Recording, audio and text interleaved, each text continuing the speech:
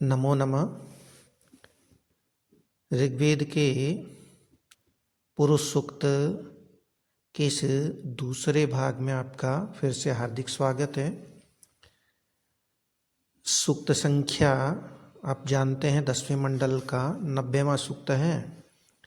देवता के बारे में भी आप जान गए हैं कि पुरुष रूप जो परमात्मा है वही इसका देवता है और इसके ऋषि नारायण हैं जिन्होंने इन मंत्रों का दर्शन किया है। तो मंत्र दृष्टा ऋषि हुए नारायण। और छंद की बात यदि की जाए तो कुल 16 ऋचाएँ इस सूक्त में हैं। उसमें जो अंतिम ऋचा है वो त्रिष्टुप छंद में है, जिसके प्रत्येक चरण में 11 वर्ण होते हैं। बाकी 1 से लेकर 15 समस्त ऋचाएँ अनुष्टुप छंद में हैं, जिसके प्रत्येक चरण में 8-8 वर्ण होते हैं। तो 3 जो मंत्र हैं वो पहले भाग में कर चुके हैं। इसमें आगे बढ़ते हैं, चौथा मंत्र लेते हैं। त्रिपादूर्ध्व उदयित पुरुषः पादोस्येहा भवत्पुनः ततो विश्वं व्यक्रामत् शासनानशने अभि। त्रिपाद ऊर्ध्व उदयित पुरुषः। त्रिपात ऊर्ध्व ये संधि विच्छेद दिया है। तो जो यह त्रिपात पुरुषः, ये जो त्रिपात पुरुष है, संसार से रहित ब्रह्म स्वरूप जो अपने स्वप्रकाशमान रूप में ही अवस्थित है, वह ऊर्ध्व उदयित, ऊर्ध्व यानी ऊपर, उदयित यानी उठा हुआ है। किससे ऊपर? तो हम अर्थ करेंगे जगत से ऊपर। ऊर्ध्व उदयित जगत से ऊपर उठा हुआ है। जो अज्ञान का कार्य रूप ये जो जगत है उससे ऊर्ध्व उदयित ऊपर उठा हुआ है।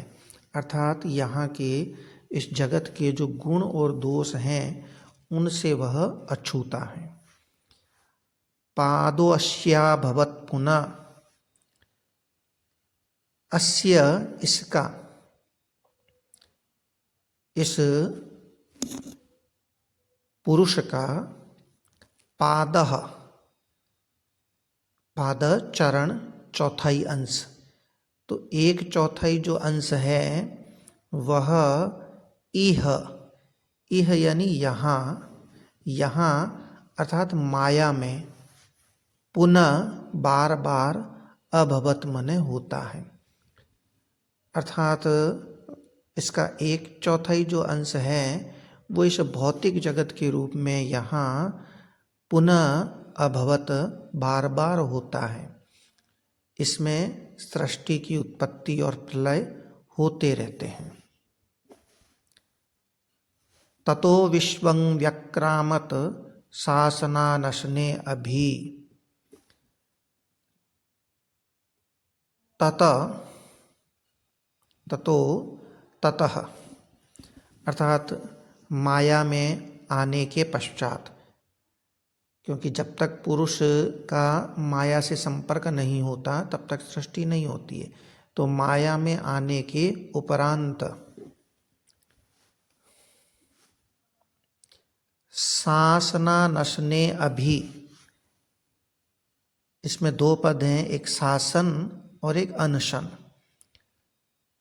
असन शब्द को समझ लीजिए। अश्व धातु भोजन करने के अर्थ में होती है।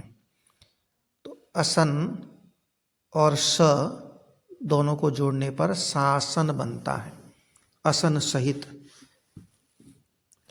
असन यानी भोजन करने वाले, भोजन आदि व्यवहारों से युक्त जो चेतन प्राणी समूह हैं उनके लिए शासन शब्द प्रयुक्त हुआ है, शासन।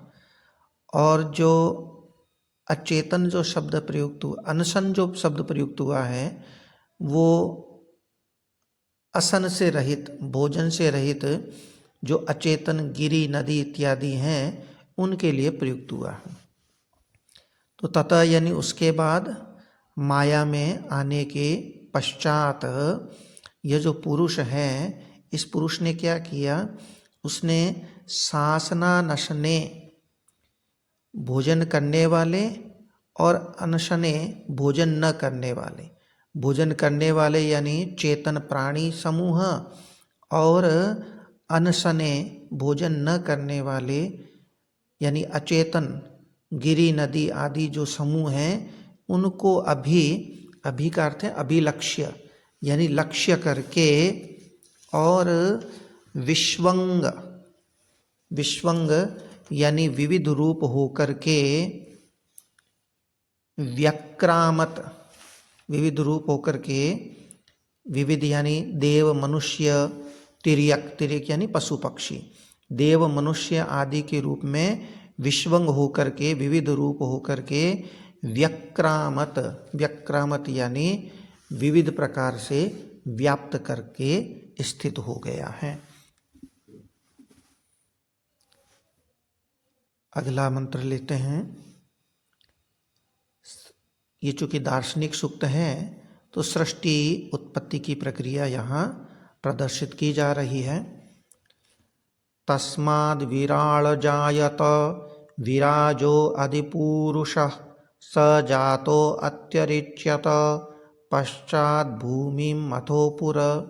यहाँ द है, पश्चात भूमिम अथोपुर। तस्माद् विराळ जायत, इसका संधि विच्छेद जान लीजिए। विराळ जायत, ये है संधि विच्छेद यहाँ। विराट अजायत, अजायत यानी उत्पन्न हुआ, जन धातु है, जन धातु उत्पन्न होने के अर्थ में होती है। तो अजायत उत्पन्न हुआ, कौन उत्पन्न हुआ, विराट उत्पन्न हुआ। ये जो ट है वो संधि से, जस्त्व संधि से ड के रूप में परिणित हो गया। और ऋग्वेद का एक नियम है कि ड से पूर्व यदि स्वर हो और बाद में भी स्वर हो, या ड से पूर्व आ है और बाद में अ आया है, तो दो स्वरों के बीच जो डकार होता है, अज मध्यस्थ डकारस्य, उसको ळकारम बहुरचा जगु, उसको ऋग्वेदीय जो पाठ करने वाले हैं वो ळकार के रूप में कहते हैं। तो ये जो ड है वो ळ के रूप में परिवर्तित हो गया है। तो पहले वाले मंत्र में अभी आया था विश्वं व्यक्रामत, यानी विविध रूप में देव मनुष्य तिर्यक आदि विविध रूप में होकर के उसने व्यक्रामत यानी सबको व्याप्त कर लिया, व्याप्त करके स्थित हो गया। तो जो कहा गया उसी को यहाँ विस्तार से बताया जा रहा है कि तस्मात्, उससे, उस आदि पुरुष से, विराट, विराट यानी ब्रह्मांड देह, वो अजायत उत्पन्न हुआ। सायण ने विराट को बड़े सुंदर शब्दों में बताया है कि विराट क्या है। वी का मतलब है विविधानी, और राट शब्द राज धातु से बना हुआ है, राजन्ते। विविधानी, विविध प्रकार की वस्तुएं वो राजन्ते सुशोभित होती हैं, अत्र इसमें, उसे विराट कहते हैं। तो यहाँ विविध प्रकार की वस्तुएं इस ब्रह्मांड में ही सुशोभित होती है। तो विराट का मतलब हुआ ब्रह्मांड, और ब्रह्मांड देह वाला वह पुरुष। तो तस्मात्, उस आदि पुरुष से, विराळ जायत, विराट यानी ब्रह्मांड देह अजायत उत्पन्न हुआ। और विराजो अधि पुरुषः, और विराज अधि, विराट देह के ऊपर यानी उसी को आधार बना करके, अधिया आधार, अधिकरण बना करके, आधार बना करके, तो उस विराट पुरुष को अधि आधार बना करके पुरुषः, कोई पुरुष, वह उत्पन्न हुआ। अब यहाँ पुरुष से क्या तात्पर्य है, यहाँ पुरुष से तात्पर्य है जीवात्मा से, जो वेदांत सभी उपनिषदों में जो बताया गया परमात्मा है वही अपनी माया से इस विराट स्वरूप की सृष्टि करके, ब्रह्मांड की सृष्टि करके और उसमें जीव के रूप में प्रविष्ट हो गया। उसी को यहाँ पुरुष कहा गया है। तो पुनः समझ लीजिए इसी चीज को कि तस्मात् यानी उस आदि पुरुष से विराट जायत, विराट उत्पन्न हुआ, ब्रह्मांड देह उत्पन्न हुई और विराजो अधि, और उस ब्रह्मांड देह को अधिकरण बना करके पुरुषः जीवात्मा, वो जीवात्मा अजायत उत्पन्न हुआ। स जातो अत्यरिच्यत, स वह जो विराट पुरुष है वो जात उत्पन्न होते ही अत्यरिच्यत अतिरिक्त हो गया, व्यतिरिक्त हो गया, देव तिर्यंग मनुष्य आदि के रूप में हो गया। पश्चात भूमि मथोपुर, यहाँ पश्चात ही पढ़ा जाना चाहिए, संधि विच्छेद के बाद त आता है। तो पश्चात उसके बाद, यानी देव आदि जो जीव होने हैं, जीवात्माएं होनी हैं, उनके बाद भूमिम, भूमि की सृष्टि की, और अथ इसके बाद, यानी भूमि की सृष्टि के बाद पुरः, पुरः यानी जो जीव बनाए गए थे उनके पुरः यानी शरीर, उस शरीरों की सृष्टि की गई। पूरा का अर्थ शरीर कैसे किया गया है वो यहाँ लिख दिया गया है कि पूर्यन्ते सप्तभीर धातुभिरिति पुरः, जो 7 धातुओं से रस, मांस, मज्जा, मेद इत्यादि जो 7 धातुएं होती है उन 7 धातुओं से पूर्यन्ते पूरित होते हैं, भरे जाते हैं, अर्थात वही पूरा अर्थात शरीर। तो पश्चात उसके बाद, किसके बाद? जब देवादि जीव उत्पन्न हुए, देवादि जीव के रूप में वह परमात्मा आया, उसके बाद भूमिम, भूमि की सृष्टि की, और अथ उसके बाद भूमि की सृष्टि के बाद पुरः शरीराणि, अर्थात जीवों के शरीर वो रचे गए। अगला मंत्र,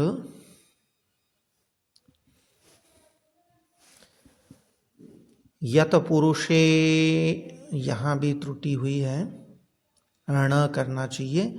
यत पुरुषेण हविषा देवा यज्ञमतन्वत वसंतो अस्याशीदाज्यम ग्रीष्म इद्म शरद्धविः। तो पहले आया यत पुरुषेण,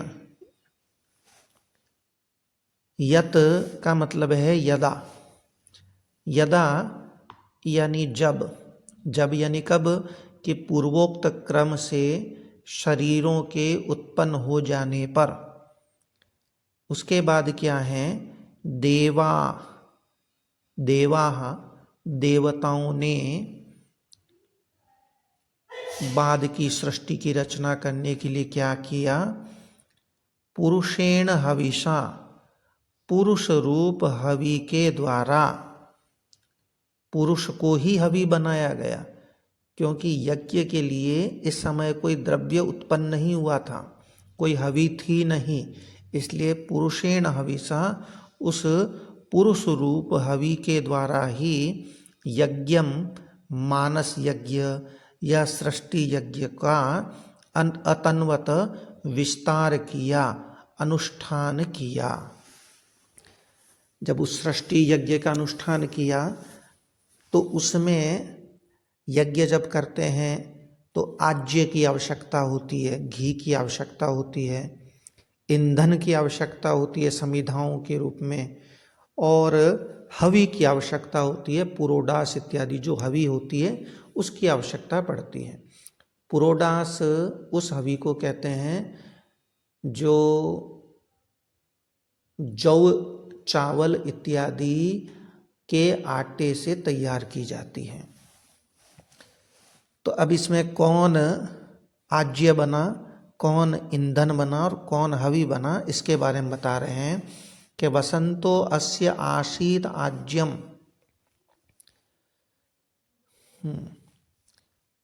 अस्य इसका, इस सृष्टि रूपी यज्ञ का, वसंतो वसंत ऋतु है, वो आसीत आज्यम, आसीत हुआ, क्या हुआ, आज्यम, आज्यम आसीत, आज्य बना, घी बना, घृत बना,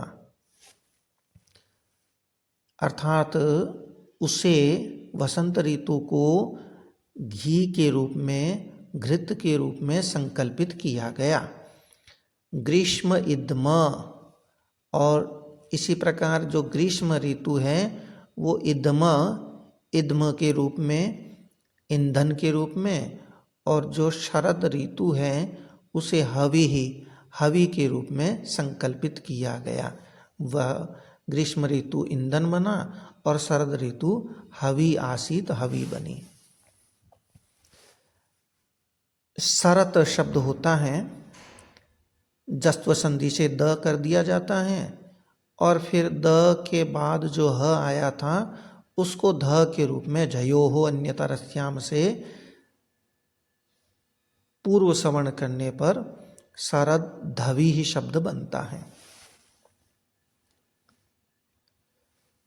यहाँ इस यज्ञ में वसंत आज्य बना, ग्रीष्म ईंधन बना, शरद हवि बनी, ये सब कहने का तात्पर्य है कि इसके बाद विभिन्न ऋतुएं उत्पन्न हुई थी। 7वां मंत्र लेते हैं। तम यज्ञं बर्हिषि प्रोक्षन् पुरुषं जातमग्रत तेन देवा अयजन्त साध्या ऋषयश्च ये।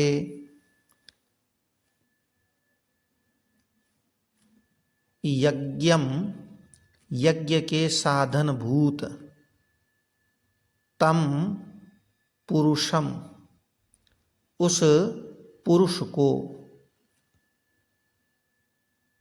बर्हिषि, बर्हिषि उस मानस यज्ञ में, प्रोक्षण, प्रोक्षण यानी जल छिड़ककर पवित्र किया गया। अग्रतः जातम, अग्रत यानी समस्त जो सृष्टि है उससे पूर्व, अग्रत सबसे पहले, समस्त सृष्टि से पूर्व, जातम उत्पन्न हुए, यज्ञम यज्ञ के साधन भूत, तम पुरुषम उस पुरुष को, बर्हिषि, बर्हिषि यज्ञ वेदी भी कह सकते हैं या मानस यज्ञ भी कह सकते हैं, उस मानस यज्ञ में प्रोक्षण, प्रोक्षण किया गया, जल छिड़ककर पवित्र किया गया। और तेन उससे, उस प्रोक्षित पुरुष रूप पशु के द्वारा, देवा देवताओं ने, अयजंत, अयजंत यजन किया, साध्या ऋषयश्च ये साध्या, साध्या साधन भूत, सृष्टि की उत्पत्ति के साधन भूत प्रजापति इत्यादि, और ऋषयश्च ये, और जो मंत्र दृष्टा ऋषि हैं उन्होंने अयजंत यजन किया, यज्ञ किया। तेन उससे, उस प्रोक्षित पुरुष रूप पशु के द्वारा, उस पशु से, देवा देवताओं ने, ये साध्या जो साध्य हैं, सृष्टि की उत्पत्ति के साधन भूत प्रजापति आदि हैं उन्होंने, ऋषयश्च ये, और जो मंत्र दृष्टा ऋषि हैं उन्होंने अयजंत यजन किया, सृष्टि रूपी यज्ञ किया। आज का ये अंतिम मंत्र। तस्माद् यज्ञात् सर्वहुत संभ्रतं प्रसदाज्यं पशून् तांश्चक्रे वायव्यान् आरण्यान् ग्राम्याश्च ये। तस्मात् यज्ञात्, उस यज्ञ से, उस मानस यज्ञ से। कैसे, उसकी यहाँ एक और पंचमी विभक्ति आई है, ये विशेषण है मानस यज्ञ का। सर्वहुत, सर्व यानी सर्व, सभी की आत्मा रूप जो पुरुष है, जिसमें हुत किया गया है, आहूत किया गया है, ऐसे तस्मात् यज्ञात, उस मानस यज्ञ से। सर्वहुत सबका आत्मरूप ईश्वर परमात्मा जिसमें हवन किया गया है, पुरुष जिसमें हवन किया गया है, ऐसे तस्मात् यज्ञात, उस मानस यज्ञ से, उस सृष्टि यज्ञ से। प्रषदाज्यम संव्रतम, संव्रतम यानी उत्पन्न हुआ। सबसे पहले क्या उत्पन्न हुआ? प्रषदाज्यम। प्रषद आज्यम, प्रषद दधी को कहते हैं, दधी से मिश्रित आज्य, आज्य यानी घी, दधी मिश्रित आज्य जो घी है वो संव्रतम उत्पन्न हुआ। यहाँ दधी मिश्रित घी कहने से तात्पर्य है समस्त जो भोग्य समूह है वह उत्पन्न हुआ। एक होता है भोक्ता, हम भोगने वाले हैं वो भोक्ता हैं, और जिनका हम भोग करते हैं वो भोग्य माने जाते हैं। तो सबसे पहले जो समस्त भोग्य समूह है वो उत्पन्न हुआ। और फिर क्या उत्पन्न हुए? पशून तांश चक्रे वायव्यान आरण्यान ग्राम्याश्च ये। उसके बाद पशून चक्रे, पशुओं को बनाया गया। कैसे पशुओं को? वायव्यान, वायु या अंतरिक्ष में विचरण करने वाले, आरण्यान, अरण्य में रहने वाले, ग्राम्याश्च ये च, और जो ग्राम्या गांव में विचरण करने वाले हैं, ऐसे तान पशून, उन पशुओं को चक्रे मने बनाया गया। वायव्यान, वायु या अंतरिक्ष में विचरण करने वाले यानी पक्षी इत्यादि, आरण्यान, अरण्य में विचरण करने वाले हरिण आदि, ये च, और जो ग्राम्य हैं, गांव में रहने वाले गौ इत्यादि जो पशु हैं, तान पशून, उन पशुओं को चक्रे मने बनाया गया। सृष्टि की आगे की प्रक्रिया हम तीसरे भाग में देखेंगे। तब तक के लिए धन्यवाद। पुनर्मिलामः।